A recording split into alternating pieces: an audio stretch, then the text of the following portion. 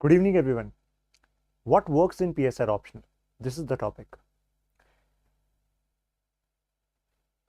सबसे पहले जिस भी ऑप्शन को आप प्रिपेयर कर रहे हैं, सोच लिया है, तो उसकी डिमांड को समझिए। इसको सेगमेंट में डिवाइड करते हैं, फिर मैं आपको बताऊंगा कि कुछ स्पेसिफिक कंटेंट आप कैसे ऑर्गेनाइज करें। क्योंकि फाइट ना केवल कंटेंट की नहीं है, फाइट है कि हाउ विल यू अंडरस्टैंड कि जो आपके पास कंटेंट है वो काफी है, और उसके बाद आपके पास स्किल्स हैं कि नहीं कि उस कंटेंट को हम कैसे एग्जाम में स्कोर करें लिमिटेड टाइम में, so that we get more marks. कहानी सारी की सारी इसके इर्द गिर्द है। 6.5 से 7 महीने आपको किसी भी ऑप्शन सब्जेक्ट को मास्टर करने के लिए लगते ही है। अगर आपका इंटरेस्ट पॉलिटी में है, इंटरनेशनल रिलेशंस में है, तो PSR optional will do wonder for you. कुछ लोगों को लगता है करंट अफेयर्स होगा सर, आईआर वाली बात है, लेकिन करंट अफेयर्स आईआर का मतलब ये नहीं होता कि कोई भी विजिट हो रही है तो उसका कुछ रेक्टिफिकेशन करना है, उसके पॉइंट्स पढ़ने हैं। इंडिया ईरान चल रहा है तो उस पर 50 आर्टिकल आए, मतलब if Iran is in news तो 50 आर्टिकल रीड करने होंगे, और अगर कुछ मिस हो गया तो नंबर कम आएंगे। No, that's a myth. Smartness इस बात में है कि आप समझें कि एक एग्जाम है, एग्जाम का सिलेबस है, उसमें पता है कि एक क्वेश्चन आएगा मिडिल ईस्ट से, और अगर एक क्वेश्चन ईरान से आ रहा है मान लीजिए फॉर एग्जाम्पल, तो 200 के आसपास मेरे पास वर्ड्स होने चाहिए, क्रिस्प कंटेंट। अगर उतना कंटेंट मेरे पास है तो मैं अच्छा आंसर बना सकता हूं, राइट। और किसी भी रिलेशंस में 3 ब्रॉड डायमेंशन बताता हूं, चलो ट्रिक आपको। सारी चीजें एक साथ नहीं, स्टेप बाय स्टेप, क्योंकि दिस इज अबाउट कि जो स्टूडेंट अभी शुरुआत कर रहा है, तो bye the end of this session उसे क्लैरिटी हो। समझिए सबसे पहले डिमांड। डिमांड क्या है पीएसआर की, कैसे पता लगेगी? सिलेबस की अंडरस्टैंडिंग से। अब सिलेबस की अंडरस्टैंडिंग है क्या?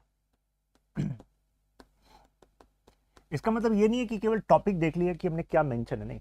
That is about knowing syllabus. Understanding is more than that. For example paper 1 section, यहां से स्टार्ट होता है आपका ऑप्शन सब्जेक्ट, फिर पेपर 1 का सेक्शन बी।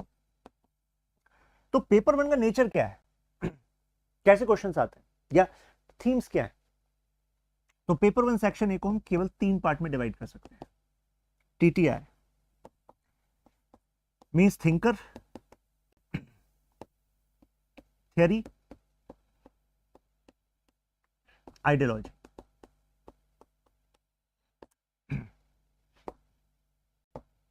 इससे आपको बेस पता लग जाएगा कि यानी कि political science as an option का जेनेसिस कहां है।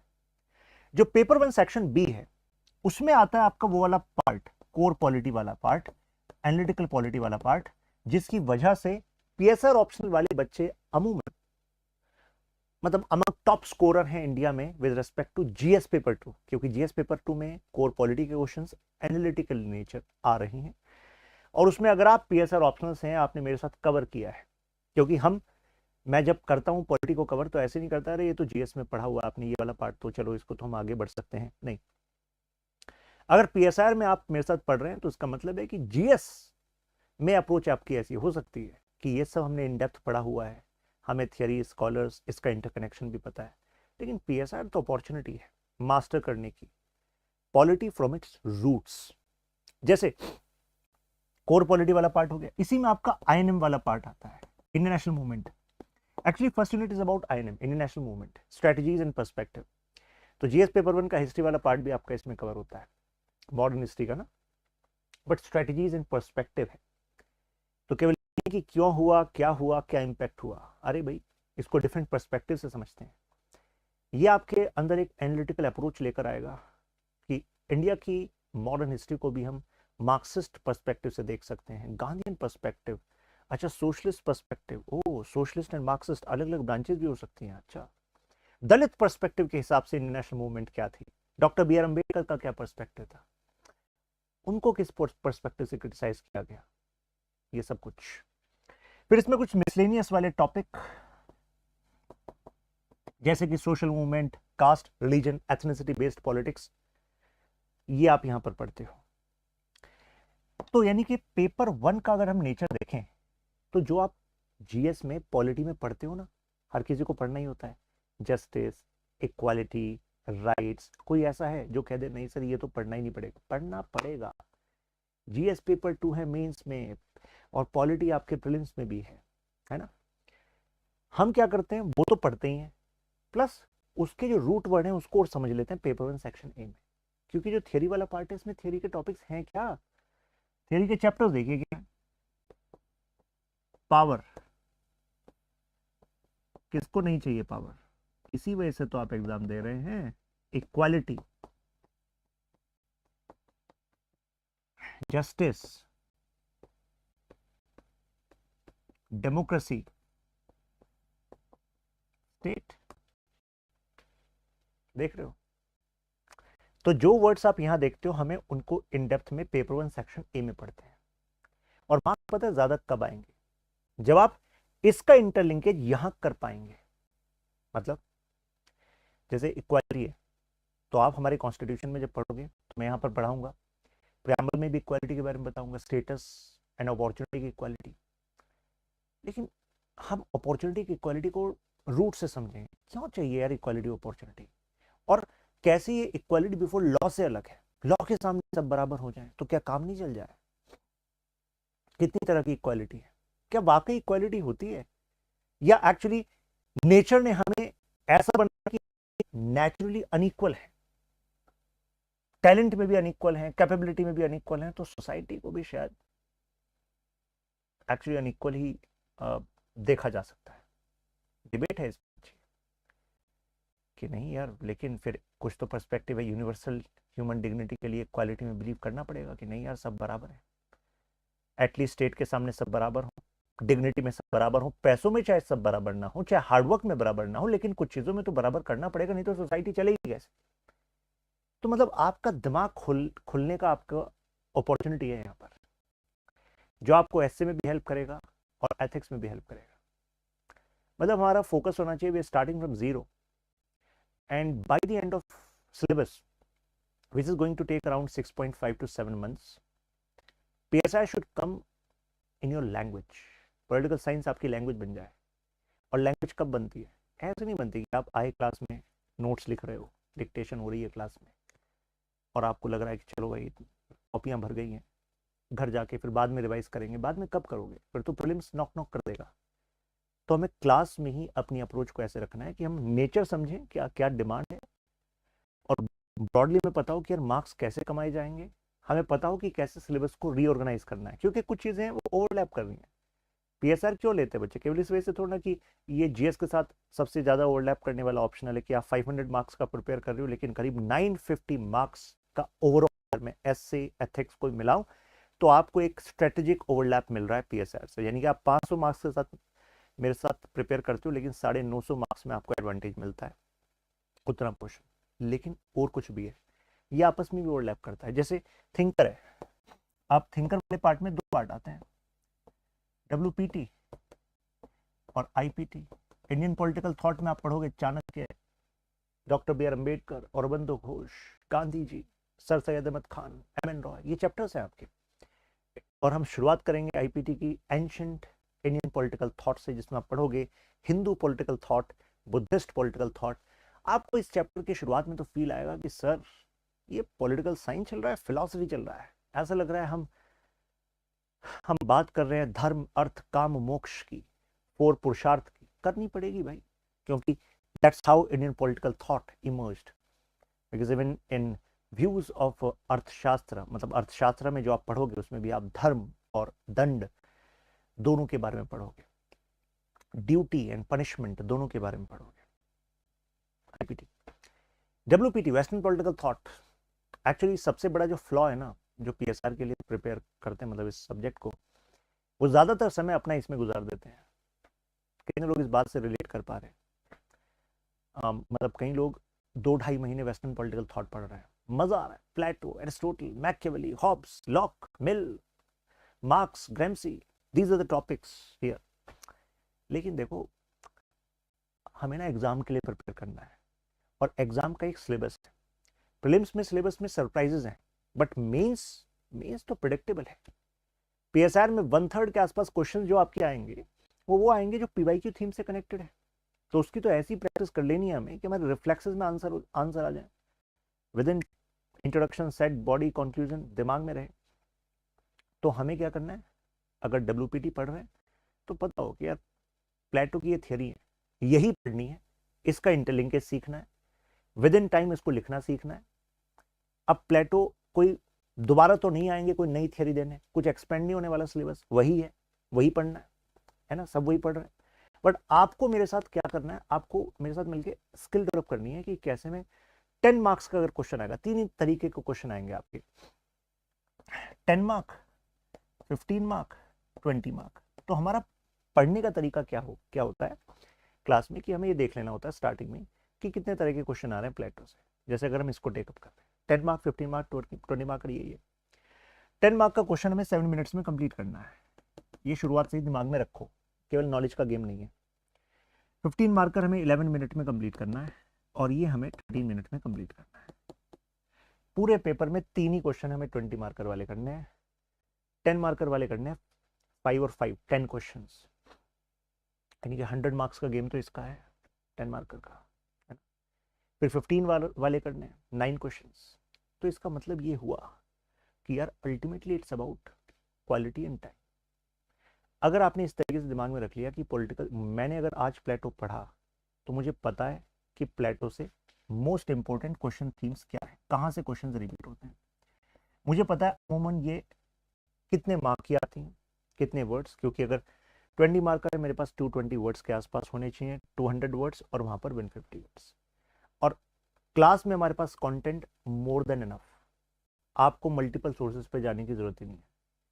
मैं जो आपको क्रक्स प्रोवाइड करता हूँ उसमें मैंने एक क्रक्स में 4 बुक्स को रेफर कर लिया जो बेस्ट इन क्लास है, और मेंशन कर दिया देखो these are the 4 books referred. तो अगर आप वो बुक्स भी खरीदोगे, जाओगे, टाइम लगाओगे, इसी कंटेंट को पाओगे, तो टाइम बचाओ। अल्टीमेटली उस टाइम को यूज करो रिवीजन पर, आंसर राइटिंग पर, टाइम बाउंड आंसर राइटिंग पर, उससे स्कोर बनेगा। यही करना है। और काफी लोग यही नहीं कर रहे हैं, वो केवल कोचिंग जा रहे हैं, क्लास ले रहे हैं ऑनलाइन या ऑफलाइन, नॉलेज ले रहे हैं, नोट्स लिख रहे हैं, शार्पनेस पे फोकस नहीं कर रहे हैं। ये आपको करना है। तो नेचर समझ में आया इसका, तासीर समझ में आई इसकी। देखो जैसे यहाँ WPT में आपने मार्क्स पढ़ा, अब आइडियोलॉजी में मार्क्सिज्म एक यूनिट है आपकी। अगर मार्क्स समझ में आ गया तो मार्क्सिज्म तो केकवॉक है। तभी मैं कहता हूं कि PSR का आपस में भी ओवरलैप है। ग्लोबलाइजेशन टॉपिक आपके सिलेबस में 3 जगह है, पॉलिटिक्स एंड रिप्रेजेंटेशन 2 जगह है, सोशल मूवमेंट 2 जगह है। तो इसका मतलब ये हुआ कि यार, यानी कि ठीक है हम यूनिट वाइज सिलेबस को कंप्लीट करेंगे, बट जब हम रिवाइज करें तो we should have smarter approach. यही चाहिए आपको। मुझे पता हो कि कौन सा टॉपिक किस वाले टॉपिक के साथ इंटरलिंक करता है। आप कहोगे मुझे कैसे पता लगेगा सर, मैं तो शुरुआत कर रहा हूं। I am there for you ना। मैं क्लास में पढ़ाते समय बोर्ड में साइड में बता देता हूँ कि ये इंटरलिंक इसके साथ करता है, बॉक्स में लिख लो नोट्स में, जिससे रिवाइज करो तो दिमाग में रहे। और दूसरा, जैसे इस बार जैसे बच्चे जो मेंस देंगे, तो मेंस से पहले जो बच्चे देते हैं उनको तो मैं अलग से शीट देता हूँ इंटरलिंकेज वाली, टॉपिक वाइज ये कीवर्ड से इंटरलिंक करना है। सब कुछ तैयार तुम्हारा करा दिया है, अब बस रिवाइज करो, इंटरलिंकेजेस को यूज करो, यही करना है। अब मैं जरा कंटेंट दिखाता हूँ आपको। जैसे ये पेपर 2B के शॉर्ट नोट्स हैं, ये शॉर्ट नोट्स हैं जो इस बार बच्चे मेंस देंगे। आपको स्टार्ट करनी है तो स्टार्ट इससे नहीं करना, आपको स्टार्ट करना है डिटेल नोट से, ठीक है। जैसे I provide you detail notes class में, जैसे आप ऐसे हैंड रिटन नोट्स बनाए थे, ये भी मैं आपको दे देता हूँ। देख आप एक खास बात देखना कि हर एक यूनिट को स्टार्ट करने से पहले हम PYQs का एनालिसिस करते हैं, जिससे हमें क्लियर कट आइडिया हो कि इस यूनिट को जो हम एंट्री कर रहे हैं इससे क्वेश्चंस आते कैसे हैं, इस पर्टिकुलर टॉपिक में कीवर्ड्स कौन से हैं। जब तक ये नहीं पता होगा तो स्ट्रेंथ कैसे डेवलप होगी।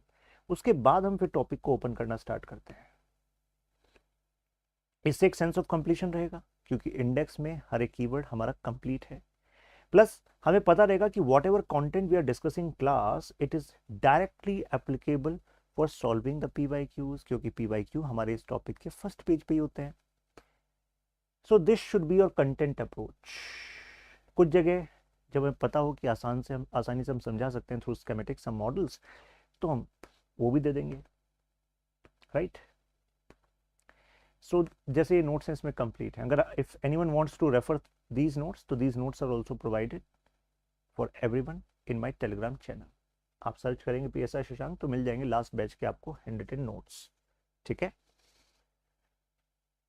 और ये तो हो गए फुट नोट्स, प्लस आपको आपके पास ना ये होना चाहिए बेसिक किट। ये तो जो भी PSR किट से तैयारी कर रहा है पूरे इंडिया में, तो ये बेसिक किट में जो प्रोवाइड करता हूँ वो अमूमन हर किसी के पास होती है, वो प्रिंट आउट करा लेते हैं या फिर वो ऑर्डर करते हैं। कितने सारे जो बुक शॉप्स हैं दिल्ली में या बाहर भी, वो इसी PSR बेसिक किट को ना प्रिंट आउट करा के वो बुकलेट को ऑनलाइन सेल करते हैं। मैंने आपके लिए PDF ही दी हुई है, तो आपको वेट भी करने की ज़रूरत नहीं है, मतलब अमेजन फ्लिपकार्ट से आप डायरेक्टली इसको डाउनलोड कर सकते हो टेलीग्राम चैनल से। इसमें मैंने टॉपिक वाइज PYQs दिए हुए हैं। तो मैंने कहा ना कि डिमांड को समझना है तो हमें क्या देखना पड़ेगा, सिलेबस एंड PYQs। तो सिलेबस और PYQs I provide in PSR basic kit. ये बेसिक किट डाउनलोड कर लीजिए, मतलब किसी भी टॉपिक को स्टार्ट करना तो पहले PYQs देखो फिर स्टार्ट करो। देख लो, आप देखोगे यार ऐसा लग रहा था पता नहीं कितना बड़ा सिलेबस है, लेकिन देखा जाए तो इस यूनिट में दीज आर 5-6 थीम्स जो अमूमन रिपीट हो रही हैं। Actually these 5-6 themes are the ones which are actually building the whole chapter. जैसे जस्टिस टॉपिक है फॉर एग्जांपल, अब मैं आपको इसका ऑपरेशन करना सिखाता हूँ। अगर आप इस सेशन में हैं तो यू शुड टेक बिल्कुल प्रिसाइज नॉलेज, अप्रोच आपको मिलनी चाहिए, आपकी मन से निकलना चाहिए वाह PSR की अप्रोच को लेकर, नहीं तो फिर आपका और मेरा टाइम ज़ाया हो जाएगा। तो चलिए एग्जांपल देता हूं, जैसे जस्टिस, ठीक, जस्टिस आपकी यूनिट है, कहाँ है ये रही, तुरंत दिमाग में आना चाहिए। पेपर 1 सेक्शन है में थियरी की एक यूनिट है जस्टिस। अभी अगर आपने बेसिक किट से जस्टिस ओपन करा तो जस्टिस को हम 3 पार्ट में डिवाइड कर सकते हैं इस यूनिट को।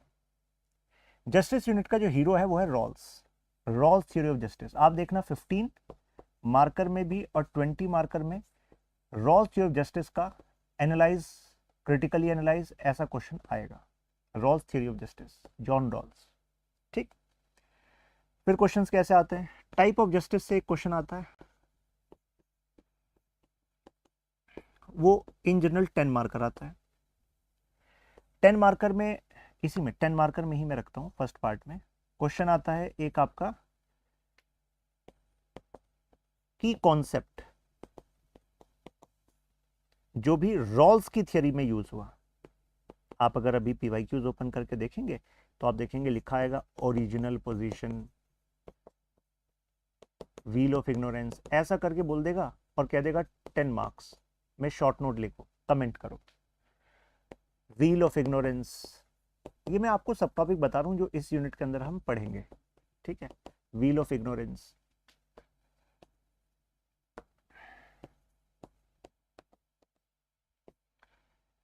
तो एक है हमारा 10 मार्कर वाला जिसमें टाइप ऑफ जस्टिस से आ रहा है क्वेश्चन और इससे आ रहा है की कॉन्सेप्ट्स ऑफ रॉल्स। ये दोनों चीजें ध्यान में रखनी है कि यार ये अपना 10 मार्क्स का मसाला अपना रेडी होना चाहिए, सीधी बात, ठीक। रॉल्स की थ्योरी ऑफ जस्टिस का जेनेसिस, व्हाई, व्हाट, इंप्लीकेशन, ये सब कुछ 15-20 मार्कर का एक क्वेश्चन आ सकता है, अमूमन आता ही है। और तीसरा जो सेगमेंट है वो है क्रिटिक ऑफ रॉल्स। और क्रिटिक मतलब इससे भी एक 15 या 20 मार्कर आता है। तो क्रिटिक ऑफ रॉल्स में कुछ सब टॉपिक्स होते हैं, जैसे न्यू लिबरल क्रिटिक क्या है रॉल्स पर, कम्युनिटेरियन क्रिटिक क्या है रोल पर, मार्क्सिस्ट क्रिटिक क्या है, और social liberal critic Amartya Sen का क्रिटिक क्या है। अब मुझे पता है यार जब ये 4 टॉपिक हैं इसके अंदर क्रिटिक वाले, तो 4 टॉपिक से घूम फिर के क्वेश्चन आएगा। एक मुझे पता है एक जेनेसिस से आएगा, एक इससे आएगा। तो अगर मैंने यूनिट पढ़ने से पहले ऐसे दिमाग में सेगमेंट बना लिया और PYQs की लिस्ट देखकर इसको वेरीफाई कर लिया कि हाँ नाउ आई ट्रस्ट कि दिस इज द सेगमेंट, आप देखना कि आपका दिमाग और बेटर तरीके से रिसीव करेगा कंटेंट ऑफ क्लास, क्योंकि now you know whatever is being discussed, each minute is precious. हर एक मिनट में जो बात हो रही है, जो वर्ड्स में लिख रहा हूं, वो एग्जैक्टली आपको कैपेबल बना रहे हैं, नॉलेज भी आ रही है और स्किल कि भाई अल्टीमेटली यही तो ऐसे यूज करना है। तो this should be our approach and this should be done with every unit. हर एक यूनिट का ऑपरेशन हमें ऐसे ही करना है, सीधी बात। और ये बाद के लिए नहीं छोड़ना कि ठीक है पहले सीख लेते हैं बाद में तो आ ही जाएगा, नहीं, बाद में कभी नहीं आता, फिर 2 अटेम्प्ट लग जाते हैं तब आता है। उतना वेट करना है आपको? आई होप नहीं करना।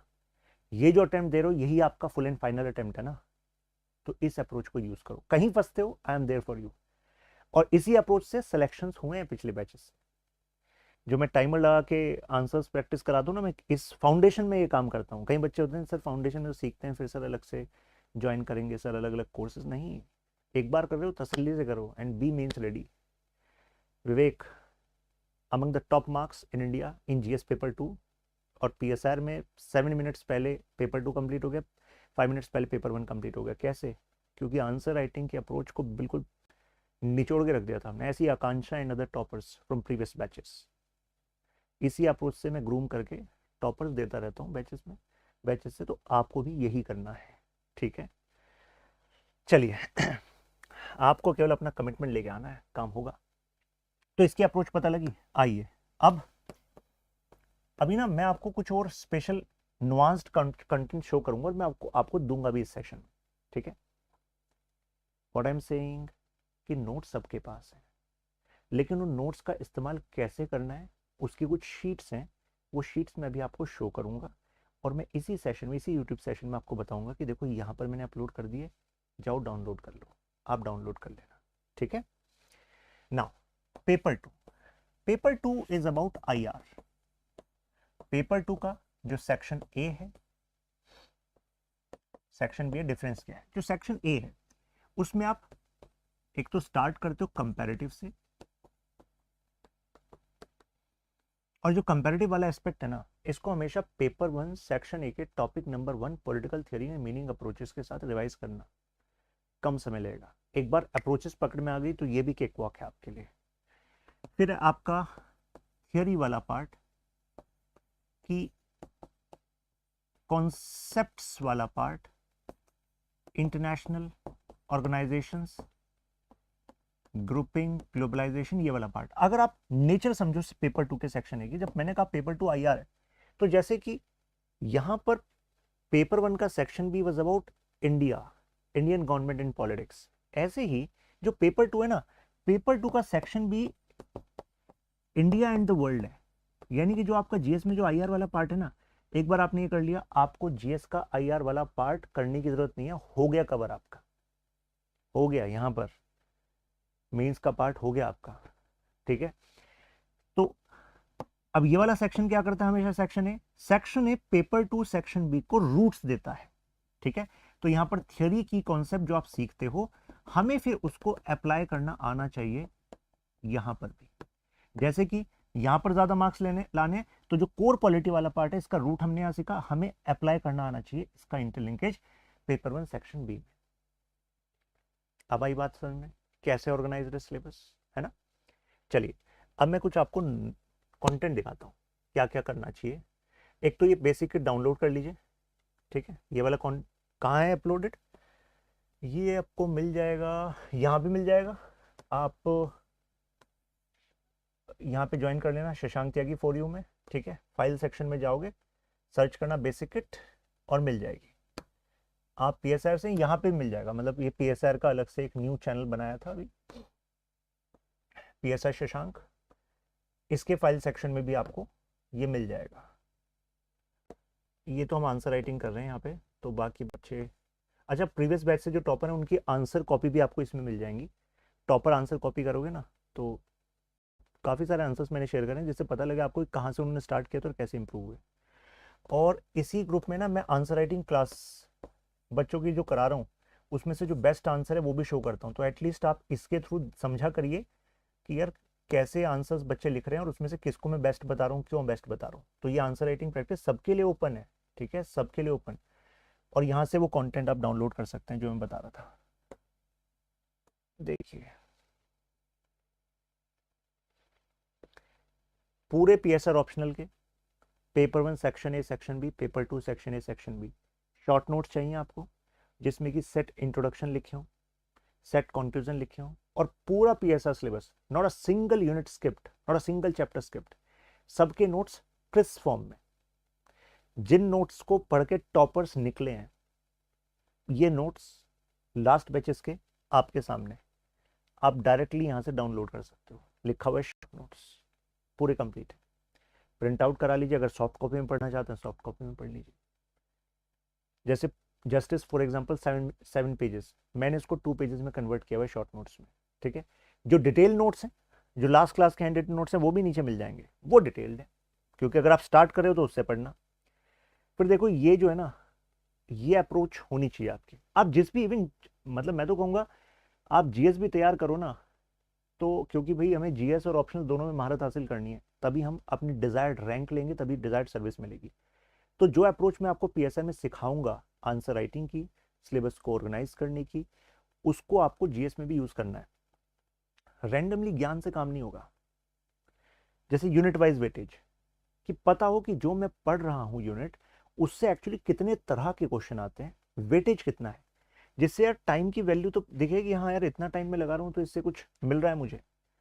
तो यूनिट वाइज वेटेज आपको यहाँ मिल जाएगा, प्लस एक कोड किट मैंने बनाई हुई है आपके लिए, वो भी आप डाउनलोड कर लीजिएगा। ये रही, पूरे इंपॉर्टेंट स्कॉलर्स और स्टेटमेंट्स पूरे पीएसआर सिलेबस के मैंने टॉपिक वाइज ऑर्गेनाइज किए हुए आपके लिए। आप डायरेक्टली उनको पीएसआर में तो एडवांटेज के लिए यूज़ करते हैं, क्विक रिवीजन में हेल्प करेंगे, आंसर में लेजिटिमेसी बढ़ाएंगे, प्लस वो आपको हेल्प करेंगे एसए में भी और एथिक्स में भी, पीएसआर ऑप्शनल सिलेबस। तो वो भी आपको, जो ये मेरे स्मार्ट तरीके हैं ना, उनसे आपको हेल्प मिलेगी। मतलब इतने रिगरस तरीके से, इतनी बारीकियों पर पीएसआर ऑप्शनल पे जो मेहनत है ना, आई हैव नॉट सीन, है ना। और हम हर बार कुछ ना कुछ नया ही करते रहते हैं, कुछ ना कुछ बेटर ही करते रहते हैं। जैसे इस बार जो बच्चे मेंस देंगे, उनके लिए और आर्म्स एंड एम्यूनिशंस रेडी हैं, और रिफाइंड करने के लिए उनकी तैयारी। और एक बार आपने फाउंडेशन मेरे साथ किया है, तो उसका मतलब है जब तक आप मेरिट लिस्ट में नहीं है, यू आर माई रिस्पॉन्सिबिलिटी। आपको केवल शिद्दत से मेरे साथ कनेक्ट होकर काम करते रहना है। मैटर नहीं करता कि आपका कोर्स कंप्लीट हो गया जी, सिलेबस कंप्लीट हो गया, नहीं। क्योंकि जब मेरिट में आपका नाम आएगा, तभी मेरी भी मेहनत कामयाब होगी, आपकी भी होगी। So that's the philosophy with which I work. तो ये है कोड किट, डाउनलोड कर लीजिए इसको। देखिए पूरे पीएसआर सिलेबस के स्टेटमेंट टॉपिक वाइज है ऑर्गेनाइज, क्योंकि रैंडम कंटेंट तो हर जगह ऑर्गेनाइज चाहिए आपको। इससे आपको पता लग जाएगा कि यार किस साल में कितने क्वेश्चंस आए हैं, वेटेज कितना है एक पर्टिकुलर यूनिट का, तो जितना समय आप लगा रहे हैं उस पर पता रहेगा आपको, और किस थीम्स के आ रहे हैं वो आपको यहाँ से पता लग जाएगा, ठीक है। और फिर ये तो अभी जो बच्चे इस बार कर रहे हैं, ये थीम मैपिंग उनके लिए है, फाउंडेशन वालों के लिए नहीं है। वो मैं आपको तब बताऊंगा जब आप मेंस के लेवल पे आएंगे, ठीक है। तो इस तरीके से करना है काम, ठीक है। कोई भी इशू हो, यहां पर कनेक्ट हो जाइए अभी के अभी, और answer writing practice syllabus coverage में जुड़ जाइए, पीएसआर शशांक, ठीक है। और अगर आपको पूछना है कि सर स्टार्ट कैसे करना है पीएसआर ऑप्शनल क्लासेस, तो ये बता देता हूँ। आप studiiq.com पर जाइएगा, ऑप्शनल पे क्लिक करेंगे, टॉप पे आपको पीएसआर ऑप्शनल ही मिलेगा। यूपीएससी ऑप्शनल पे क्लिक किया, ये रहा पीएसआर ऑप्शनल। नया बैच स्टार्ट हो रहा है 27, यानी कि टुमारो। तो सही टाइम पे सही जगह हो आप। और ये जो फीस शो हो रही है ना, ये फीस एक्चुअली कम हो जाती है, आप ये कोड यूज कर लेंगे जैसे, और सारी फैसिलिटीज भी इसमें दी हुई है, ठीक है। मतलब classes, mentoring, personal mentoring, doubt sessions, test series भी अलग से नहीं लेनी होती आपको। क्योंकि पहले एक टाइम था जब टेस्ट सीरीज अलग से, आई यूज टू एक्चुअली डू, कि बच्चे टेस्ट सीरीज अलग से ज्वाइन करते थे, लेकिन कितने बच्चे फिर टेस्ट लगाते ही नहीं थे। तो अब फीस ऑलरेडी देखो, मतलब ऑलरेडी कम हो जाएगी, आप ये कोड यूज कर लोगे त्यागी लाइव, इसी फीस में आपकी क्लासेस भी हैं, टेस्ट सीरीज भी है। मेन मुद्दा ये है, आपको क्वालिटी वाला काम चाहिए, वो करना है, और बस आ जाइए और लग जाइए, ठीक है। आपकी टाइम से ज़्यादा कीमती कुछ नहीं है, ठीक है। फिर मिलते हैं आपसे क्लासेस में। फिर भी आपका कोई डाउट होगा तो you can directly drop me a message on Telegram, SHANKTYAGI 14, digit में 14। जैसे टेलीग्राम में है ना 4U आ रहा है, इसके लास्ट में बस 14 कर देना, तो you can directly message me on Telegram, कोई भी डाउट है तो मॉर्निंग में 7 AM के आसपास मैं स्टूडेंट्स को रिप्लाई कर रहा होता हूँ ऑडियो से या टेक्स्ट से। I will be there for you.